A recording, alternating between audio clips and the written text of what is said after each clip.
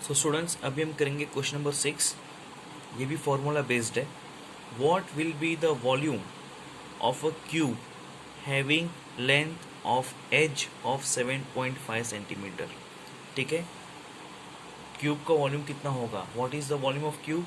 L cube. ठीक है, यहाँ पे आपको गिवन लिखना पड़ेगा। एल कितना है? 7.5 centimetre.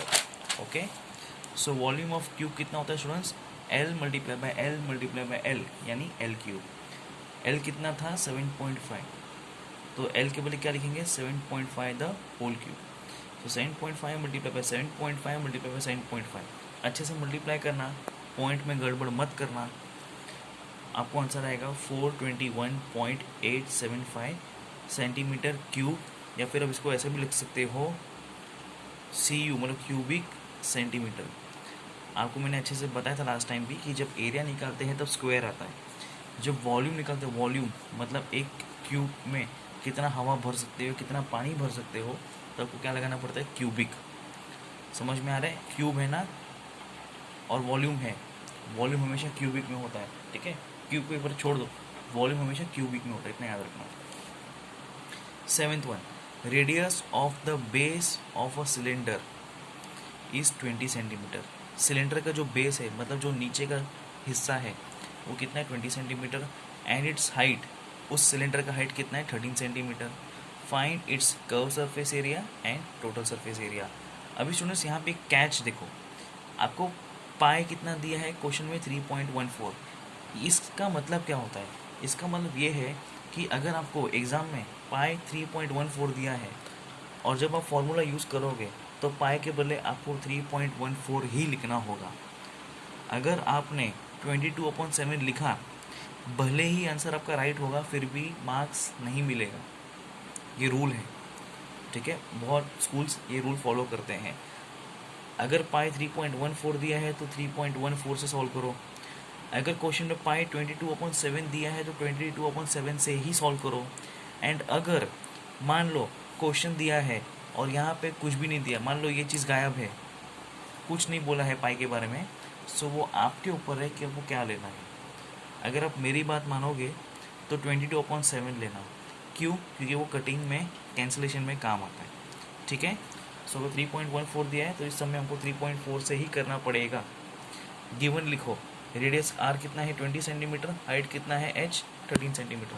So students, curve surface area of cylinder क्या फॉर्मूला है? 2πRH यानी 2 मल्टीप्लाई बाय पाई कितना है? 3.14 ऊपर दिया गया है, मल्टीप्लाई बाय आर कितना है? 20 और एच कितना है? 13।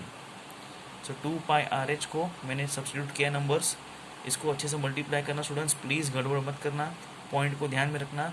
आंसर आएगा 1632.80 स्क्वायर सेंटीमीटर। ये स्क्वायर क्यों लिखा हमने? क्योंकि एरिया निकाल रहे हो आप, एरिया। ठीक है, वैसे ही टोटल सरफेस एरिया का फॉर्मूला क्या है? 2πRH+R। ठीक है, सो 2 मल्टीप्लाई बाय पाई जो है 3.14 मल्टीप्लाई बाय आर जो है 20, H+R यानी हाइट प्लस रेडियस मतलब 13 + 20 या 20 + 13। Okay, so this multiply by this multiply by this multiply by 20 और 13 कितना होता है स्टूडेंट्स? 33। अच्छे से मल्टीप्लाई करने पे आपको आंसर आएगा 4144.80 स्क्वायर सेंटीमीटर। ये स्क्वायर कहाँ से आया? आपको क्वेश्चन में एरिया निकालने कहा है। So last question of this set, the curved surface area of cylinder is 19.80 centimetre square, या यूँ कहो स्क्वायर सेंटीमीटर। आपको कर्व सरफेस एरिया पहले से ही दिया हुआ है। Radius of its base is 15 centimetre. आपको आर भी दिया गया है। आपको क्या निकालना है? फाइंड द हाइट यानी आपको एच निकालना है ऑफ द सिलेंडर। आपको यहाँ पे देखो पाई कितना दिया है? 22/7। इसका मतलब क्या है? इसका मतलब ये है कि आप ये जब सम करोगे आपको पाई 22/7 ही लेना पड़ेगा। सो प्लीज़ गिवन लिखो, क्या क्या दिया गया है आपको? Curve surface area of cylinder कितना है? 1980 स्क्वायर सेंटीमीटर या सेंटीमीटर स्क्वायर, 19.80 है बेसिकली। ओके, रेडियस कितना क्वेश्चन में दिया है स्टूडेंट्स? 15 सेंटीमीटर। तो आर कितना लगेगा? 15 सेंटीमीटर। हाइट मुझे पता नहीं तो हाइट को क्या लिखूँगा? Question mark. अब जो फार्मूला, अब आपको कैसे मालूम पड़ेगा आपको क्या फार्मूला लगाना है? बड़ा सिंपल है, जो आपको ऊपर दिया है curve surface area of cylinder, वही फार्मूला लगाना है। कर्व सरफेस एरिया का क्या फार्मूला है बच्चे लोग? 2πRH बरोबर। अब कर्व सरफेस एरिया कितना है? 19.80, इसलिए कर्व सरफेस एरिया के बदले में क्या लिखूंगा? 19.80। ओके, ये 19.80 है या 1980 है? Okay 1980, I am sorry students, ये 1980 है। ओके, ये 1980 है, मुझे लगा कि पॉइंट है वहाँ पे, आई बेगर पार्डन, आई एम सॉरी, 1980 है। ठीक है, सो मैंने कौन सा फार्मूला लगाया है? Curve surface area. क्यों लगाया? क्योंकि यहाँ पे मुझे जब गिवन मैंने लिखा था उसमें मुझे कर्व सरफेस एरिया दिया गया है, तो मैं वही फार्मूला से H निकालूंगा। कर्व सरफेस एरिया के बदले क्या लिखूंगा? 1980। ओके, 2 है, पाई कितना लेने का? 22/7, क्वेश्चन में बताया गया है। R कितना है? 15, और H तो मुझे निकालना है, रेडियस 15 दिया है ना, तो 15 लिखे, H तो मुझे ढूंढना है। अब स्टूडेंट्स ध्यान से देखो, उसको सॉल्व कैसे करते हैं। ये नंबर है, ये सब नंबर्स है, और ये क्या है? H यानी हाइट, मुझे ये ढूंढना है। इसलिए मैं क्या करूँगा, ये जो नंबर्स है हाइट के साथ जो जुड़े हुए हैं, ये नंबर्स को मैं वहाँ भेज दूँगा, वहाँ लेके जाऊँगा। ये इक्वल टू है, ये लेफ़्ट साइड है, ये राइट साइड है, करेक्ट। तो जो भी राइट साइड में नंबर्स हैं H के साथ, उसको मैं लेफ़्ट साइड भेज दूँगा। और बहुत लोगों को पता है ये कैसा करते हैं। 1980 वहीं का वहीं लिखो, जो नीचे 7 डिवाइड हो रहा था वो ऊपर जाके 1980 के साथ मल्टीप्लाई होगा। ठीक है, और जो ऊपर के नंबर्स थे 2, 22, 15, वो नीचे जाके क्या हो जाएंगे? डिवाइड। समझ में आ गया? जो नीचे 7 था उसको ऊपर भेजा, जो ऊपर के नंबर्स थे उसको मैंने 1980 के नीचे भेज दिया, वो होंगे डिवाइड।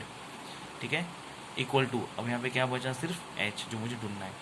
इसको अच्छे से सॉल्व करना स्टूडेंट्स। इसको कैसे सॉल्व करते हैं मैं बताता हूँ आपको। ये 15 के टेबल में जाएगा, 1980 डिवाइड बाई 15, 15 1 ज़ा 15, ठीक है, 9 - 5 4, 1 - 1 0, फिर ये 8 नीचे ले लो, 15 3 ज़ार 45, 8 - 5 3, 4 - 4 0, ये 0 को नीचे ले लो, 15 2 ज़ार 30, माइनस किया, लास्ट का 0 था नीचे ले लिया, सॉल्व किया, आंसर आ गया 132। मतलब 15 1 ज़ा 15, एंड 15 को जब मैं 132 से मल्टीप्लाई करूँगा तो मुझे आएगा 1980। 132 से मल्टीप्लाई करने पे 1980 आएगा। ठीक है, अब ये दोनों नंबर स्टूडेंट्स 11 के टेबल में जाएंगे। अगर आपको यकीन नहीं है तो आप पीछे चेक कर लो, मतलब कट करके 11 2 ज़ा 22, ये भी 11 से डिवाइड होगा, चाहिए तो देख लो। 11 1 ज़ा 11, 3 - 1 2, 1 - 1 0, ये 2 नीचे आएगा, 11 2 ज़ा 22, माइनस करेंगे 0 0 हो गया। और ये सब आपको रफ वर्क में करना है। यहाँ पे मैं क्यों करके दिखा रहा हूँ ताकि आपको समझ में आए। सो कितना आया आंसर? 12। सो 11 2 ज़ा 22, वैसे ही 11 12 ज़ा 132। समझ में आ गया? फिर 2 1 ज़ा 2, 2 6 ज़ा 12। ओके, ये 1 हो गया, ये 1 हो गया, फिनिश हो गया। ये 2 और ये 6 बचा है, 2 1 ज़ा 2, 2 3 ज़ा 6। ओके, सो ऊपर क्या बचा? 3 मल्टीप्लाई बाय 7, 3 7 ज़ा 21 होता है, नीचे 1 1 1 छोड़ दो।